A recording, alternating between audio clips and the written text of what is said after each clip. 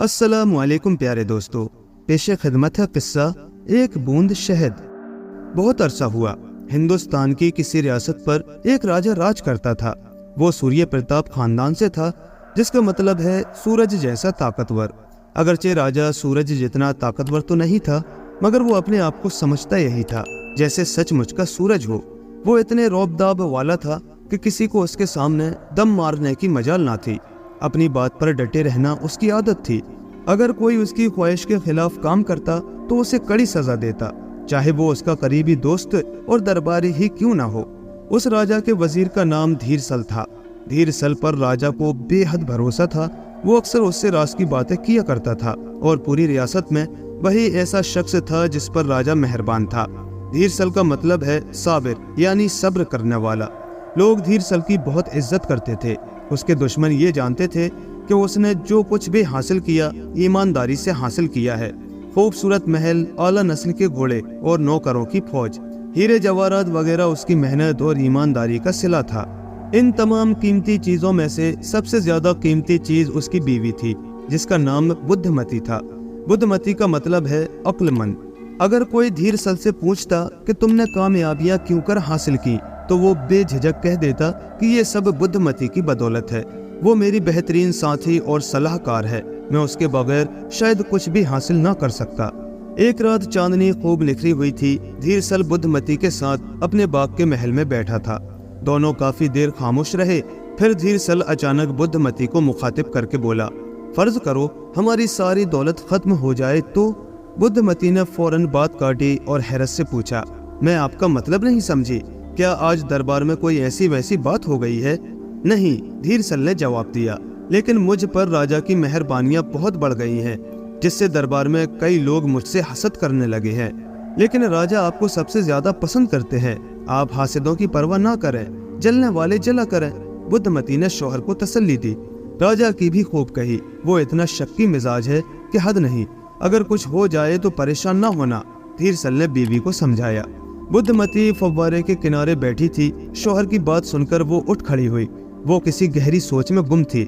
बहुत सोच विचार के बाद बोली, सच बताइए, क्या दरबार में सचमुच आपके खिलाफ साजिश हो रही है? नहीं, अभी नहीं, धीरसल ने जवाब दिया। लेकिन बुद्धमती, तुम राजा के मिजाज को जानती हो। पल में तोला, पल में माशा। बड़ा जज्बाती इंसान है। बुद्धमती सिर्फ आह भरकर रह गई। वजीर ने अपनी बात जारी रखी। कल ही की बात है, मेरे किसी दुश्मन ने मेरे खिलाफ राजा के कान भरे तो राजा ने उसके कान कटवा दिए। आज फिर कोई मेरे खिलाफ बोला तो राजा ने उसे अंधे कुएं में फेंकवा दिया। लेकिन बुद्धमती, इतना याद रखो कि तिनका ख्वाब कितना ही कमजोर हो, हवा का रुख बता देता है। मैंने आज राजा के मिजाज में तब्दीली देखी है। उसकी आंखें चीते की तरह दहक रही थी, जैसे वो मुझ में कुछ खोजने की कोशिश कर रहा हो। बुद्धमती ने शौहर का दामन पकड़कर कहा, बेहतर है कि हम यहाँ से फरार हो जाएं। क्यों? वजीर को बीवी की इस हरकत पर हैरत हुई। इसलिए कि ये जगह अब महफूज नहीं, बुद्धमती ने भर्राई हुई आवाज में जवाब दिया। वजीर ने बीवी के खौफ का मजाक उड़ाया और हंसकर कहा, बुद्धमती, क्या तुम भूल गईं कि मैंने तुमसे क्यों शादी की थी? बुद्धमती ने मुड़कर शौहर की तरफ गौर से देखा। वो हंस रहा था और जरा भी खौफजदा ना था। रफ्ता रफ्ता बुद्धमती के होंठों पर भी मुस्कुराहट खिलने लगी। मैं जानती हूँ आपने मुझसे शादी क्यों की, लेकिन हकीकत ये है कि अभी तक इस मुअम्मे को समझ नहीं सकी। वजीर अपनी जगह से उठा और बीवी को सहारा देते हुए हौले से बोला, मैंने तुमसे इसलिए शादी की थी कि तुम खूबसूरत होने के अलावा समझदार भी हो। आज मैं ये सोच रहा हूँ कि तुम्हारी अक्ल ही वो कीमती चीज है जिसके हम दोनों मालिक हैं, बाकी कुछ भी हमारा नहीं। धीरसल कहते कहते रुक गया, फिर बोला, बुद्धमती, मुझे किसी दुश्मन की परवाह नहीं, मुझे राजा की बदमिजाजी का भी खौफ नहीं, लेकिन हमें आने वाली मुसीबतों के लिए तैयार रहना चाहिए। धीरसल की बातों से अंदाजा हो रहा था कि कुछ न कुछ होने वाला है।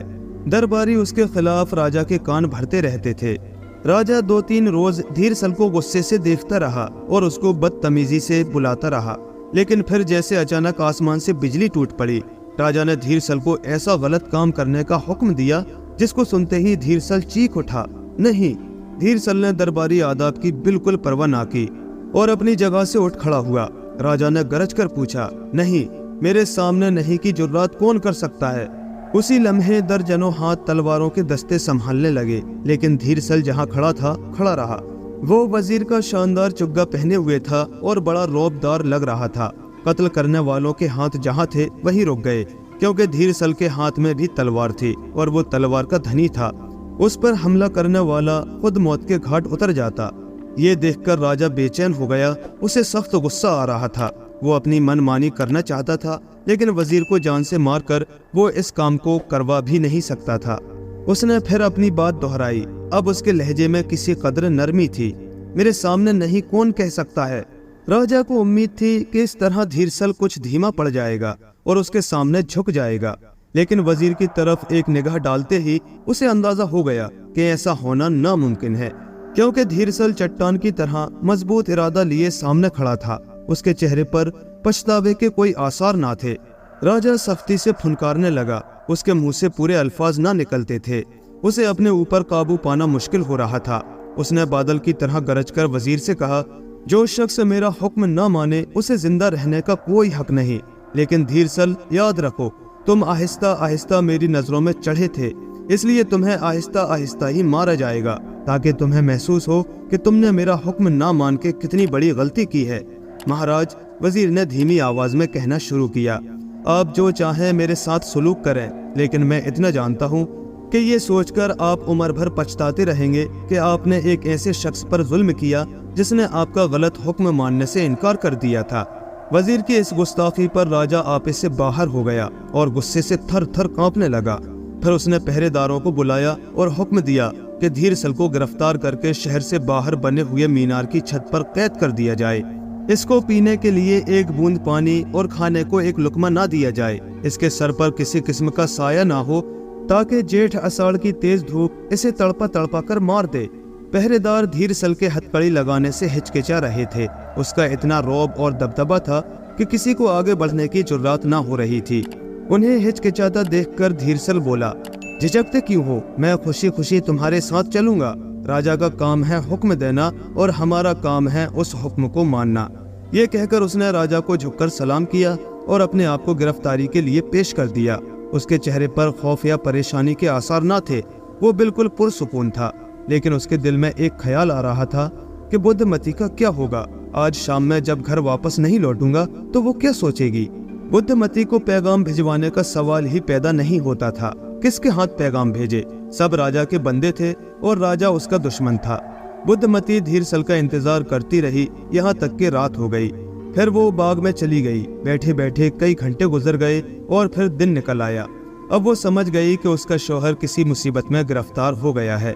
उसने चादर ओढ़ी और महल के दरवाजे से बाहर निकल गई। दिन का उजाला फैल चुका था। सुक्के सड़क पर छिड़काव करने के बाद आपस में बातें कर रहे थे। एक बूढ़ा सुक्का ऊंची आवाज में कुछ बता रहा था। बुद्धमती चलते चलते रुक गई। उसने सोचा शायद ये बूढ़ा सुक्का ही कुछ जानता हो। वो ओट में हो गई ताकि किसी को नजर ना आए और कान उन सुक्कों की गुफ्तगू पर लगा दिए। बूढ़ा फटी हुई आवाज में कह रहा था, आह, गुरूर का सर नीचा होता है। देखा वजीर किस रुतबे पर था और कैसे नीचे गिरा। खुदा रहम करे। दूसरे सुक्के ने कहा, कोई फर्क नहीं पड़ता, वो फिर उसी रुतबे पर आ जाएगा। इस पर बूढ़ा सुक्का जोर से हंसा। फिर बोला, वह भाई खूब कही। ऊंचे मकाम पर तो वो पहुंच गया। इस वक्त वो ऊंची जगह पर है। क्या खूब कही तुमने। बुद्धमती को यूं लगा जैसे वो चकरा कर गिरने वाली है। उसे वहम सा हुआ कि राजा ने धीरसल को फांसी पर लटका दिया है। बूढ़े सुक्के की बात जारी थी और खांस खांस कर कह रहा था, असल किस्सा ये है कि उस दिन राजा बेहद गुस्से में था। उसने वजीर को एक बहुत ही गलत काम करने का हुक्म दिया। फिर क्या हुआ? सुनने वालों में से एक ने बेसब्री से सवाल किया। शौक के मारे उसकी आंखें उबली पड़ रही थी। वजीर ने कहा, नहीं। बूढ़े सुक्के ने बताया, राजा के सामने नहीं कह दिया। सुक्कों को अपने कानों पर यकीन नहीं आ रहा था। बूढ़े ने कहा, वजीर ने अपने हवास काबू में रखे। वो बिल्कुल नहीं घबराया। उसे मालूम था कि उसकी जिंदगी का फैसला होने वाला है।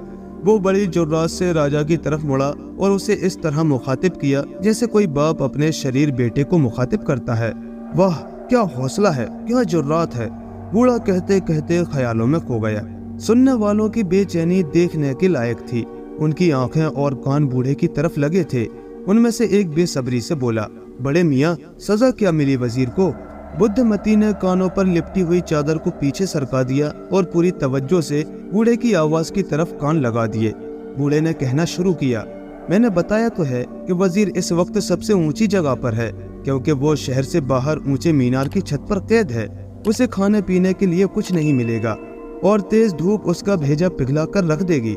राजा के सामने नहीं कहने का मजा जल्द ही चख लेगा। सुक्कों में से एक ने सर हिलाकर कहा। अब बुद्धमती ज्यादा देर वहां नहीं रुक सकती थी। उसने सोचा, अब वही किसी तरकीब से शोहर की जान बचाए तो बचाए, वरना उसका बचना बहुत मुश्किल है। उसके सामने पहाड़ सा दिन पड़ा था। दिन के वक्त वो मीनार के पास नहीं जा सकती थी। वो तमाम दिन तरकीबें सोचती रही। गम ने उसे निढाल कर दिया। आखिर पल पल करके सूरज ढला, रात हुई, चारों तरफ अंधेरा फैल गया। जब आधी रात हुई तो बुद्धमती ने चादर लपेटी और छुप छुपा कर महल के दरवाजे से निकली। वो शहर की गलियों और बाजारों से होती हुई उस सड़क की तरफ चल दी जो मीनार की तरफ जाती थी। सारा शहर सोया हुआ था। बाजार सूने पड़े थे। कहीं कहीं कूड़े के ढेरों पर आवारा कुत्ते और बिल्लियां खुराक की तलाश में मुंह मारते फिर रहे थे।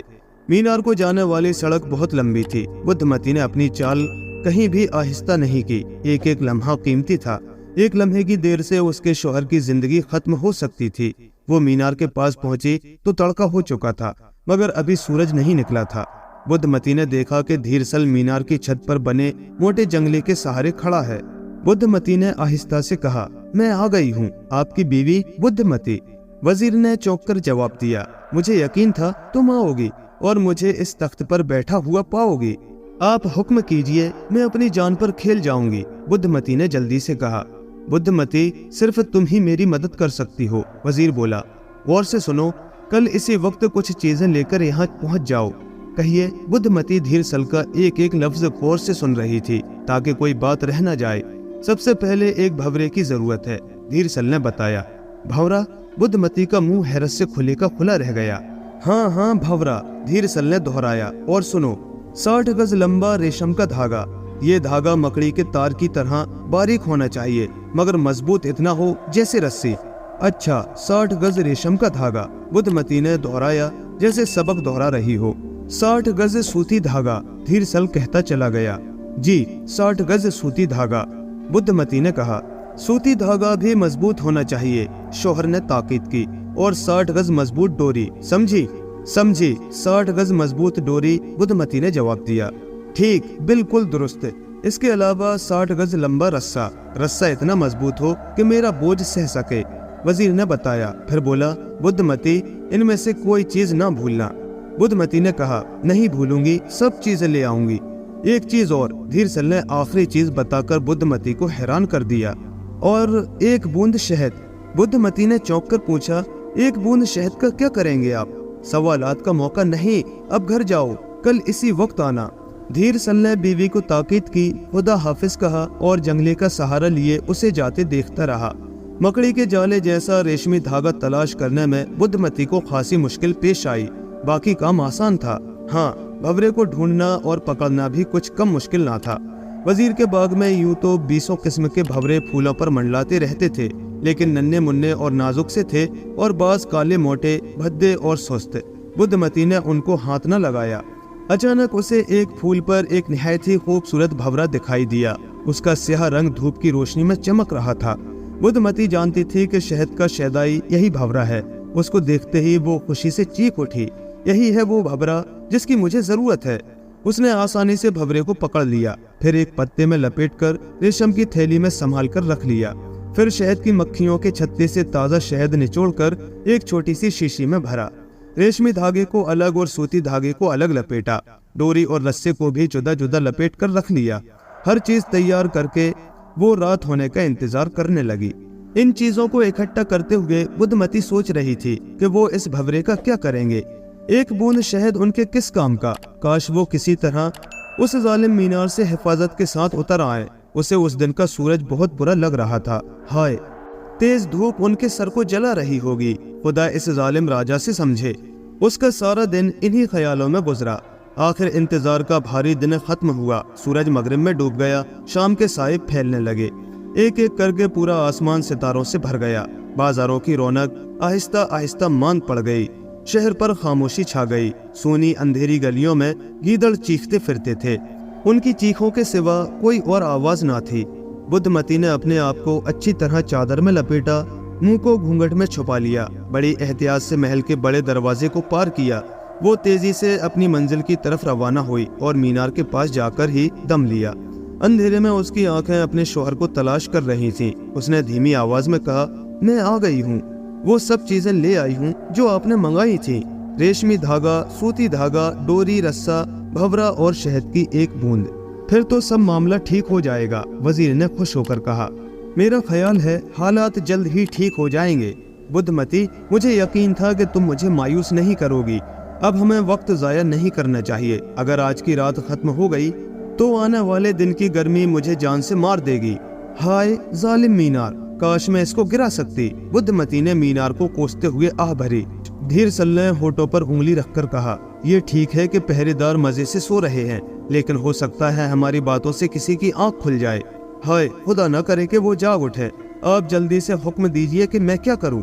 बुद्धमती ने इधर उधर देखते हुए पूछा। धीरसल धीमी आवाज में समझाने लगा, सबसे पहले तो रेशमी धागे को भंवरे की कमर में अच्छी तरह बांध दो। बुद्धमती ने फौरन रेशमी धागा निकाला और गिरेबान में छुपाए हुए भंवरे को ढूंढा। वो मौजूद था। भंवरा तो है, देखती हूँ मुझसे धागा बंधता है या नहीं। लीजिए मैं बांध रही हूँ। धीरसल ने वहीं खड़े खड़े तंबिया की, देखना उसकी टांगे ना बांध देना। अच्छा, अगर रेशमी धागा उसकी कमर में बंध चुका है तो अब इसकी नाक पर शहद की एक बूंद टपका दो और फिर इसको मीनार की दीवार पर छोड़ दो। ये ध्यान रहे कि इसकी नाक ऊपर की तरफ होनी चाहिए। ये शहद की खुशबू सूंघता हुआ इस मीनार पर ऊपर चढ़ता आएगा कि शायद यहाँ शहद का छत्ता हो। लीजिए, नाक पर शहद लगाकर भंवरा छोड़ दिया है। क्या वो दीवार पर चढ़ने लगा है? जी हाँ, चढ़ रहा है। रेशमी धागे वाली गोली हाथ में अच्छी तरह पकड़ रखी है ना? जी हाँ। अब धागे को हौले हौले ढील देती जाओ, धीरसल ने कहा।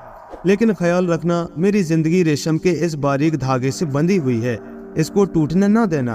भंवरा शहद की खुशबू के जादू में खोया हुआ मीनार की दीवार पर ऊपर ही ऊपर चढ़ता चला गया, यहाँ तक कि छत पर पहुँच गया। धीरसल ने जल्दी से उसको पकड़ लिया, फिर आहिस्ता से उसकी कमर में बंधे हुए रेशमी धागे की गिरह खोली। उसने धागे का एक सिरा हाथ में मजबूती से थामे रखा और भंवरे को अपनी पगड़ी की मुलायम तह में हिफाजत से रख लिया। फिर मीनार के नीचे खड़ी बुद्धमती से बोला, अब सूती धागे का सिरा इस रेशमी धागे के सिरे से बांध दो। कसकर बांधना, फिर आहिस्ता आहिस्ता धागा छोड़ती जाना। बुद्धमती ने अपने शौहर की हिदायत पर अमल किया। दोनों सिरों को एहतियात से बांधा और सूती धागे को हौले हौले ढील देने लगी। जल्द ही उसे ऊपर से धीरसल की आवाज सुनाई दी। आवाज से खुशी साफ जाहिर हो रही थी। धीरसल ने सारा रेशमी धागा हौले हौले ऊपर खींच लिया था। अब उसके हाथ में सूती धागे का सिरा आ चुका था। उसने रेशमी धागे को अपनी जेब में रख लिया और सूती धागे का सिरा हाथ में थामकर बुद्धमती से बोला, समझो आधा काम हो ही चुका है। अब यूं करो कि डोरी का सिरा सूती धागे के सिरे में बांध दो। मुझे यकीन है गिरह तो तुम अच्छी तरह लगाओगी। मैं समझ गई, लीजिए गिरह लग गई। बुद्धमती का दिल खुशी से धड़क रहा था। चंद लम्हे गुजरने के बाद धीरसल ने ऊपर से आवाज दी, डोरी का सिरा मेरे हाथ में आ चुका है। अब रस्से की बारी है। रस्से को डोरी में कसकर बांधना, फिर तुम्हारा काम खत्म। बुद्धमती ने रस्सा निकाला, उसके सिरे में डोरी बांधी और फिर ढील देने लगी। धीरसल जल्दी जल्दी रस्सा खींच रहा था। बुद्धमती के हाथ छिल गए और उसमें से खून टपकने लगा। खून में भीगा हुआ रस्सा हौले हौले धीरसल के पास जा रहा था। जो ही रस्से का सिरा धीरसल के हाथ में आया, उसके मुंह से मारे खुशी के हल्की सी चीख निकल गई। उसने फौरन रस्से का सिरा मीनार के जंगले से बांधा और रस्से को पकड़कर खिसकता हुआ नीचे उतर आया। दोनों चुपचाप चलने लगे। एक दूसरे से बात करने का वक्त नहीं था। जब वो घर पहुंचे तो सूरज तुलू हो रहा था। सबसे पहला काम बुद्धमती ने यह किया कि अपने शौहर की पगड़ी में से भंवरा निकालकर उसे ठीक उसी जगह छोड़ दिया जहां से पकड़ा था, ताकि वो अपनी बाकी जिंदगी आराम से बसर कर सके। इन 2 दिनों में राजा को भी एहसास हो गया था कि उसने अपने अक्लमंद और वफादार वजीर के साथ ज्यादती की है। अब वो अपने किए पर पछता रहा था, मगर वो इतना मगरूर था कि किसी के सामने झुकना नहीं जानता था, चाहे वो खुद ही गलती पर क्यों ना हो। तीसरे दिन राजा ने दरबार में जाने से इनकार कर दिया और हुक्म दिया कि कोई भी उसके पास न आए। वो महल की ऊपर वाली मंजिल की खिड़की में खड़ा हो गया और शहर की फसील से बाहर बने हुए मीनार को तकने लगा, जिसमें उसने धीरसल को कैद किया था। अचानक कमरे के दरवाजे पर हल्की सी दस्तक हुई। राजा ने झड़क कर कहा, मैं किसी से नहीं मिलूंगा। जो मेरा हुक्म नहीं मानता मैं उसके कान जड़ से उखड़वा देता हूँ, समझे? लेकिन महाराज, ये धीर सल की आवाज थी। महाराज, मेरे कान तो सलामत ही रहने दें, उनके बगैर मैं आपकी खिदमत किस तरह करूंगा। राजा के मुंह से खुशी के मारे चीख निकल गई।